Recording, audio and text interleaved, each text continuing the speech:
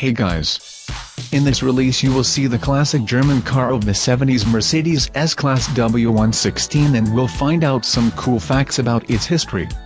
The first generation of the Mercedes S-class W116 was presented in the fall of 1972.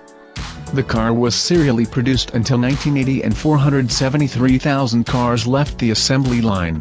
W116 was noticeably different from its predecessor. The car had a stylish shape and slightly sporting outlines. The design of the vehicle was so successful that its concept was used in various versions until the early 90s. The car is endowed with luxury and comfort. W116 the standard of German quality. W116 4-door sedan with weight from 1560 to 1980 kilograms.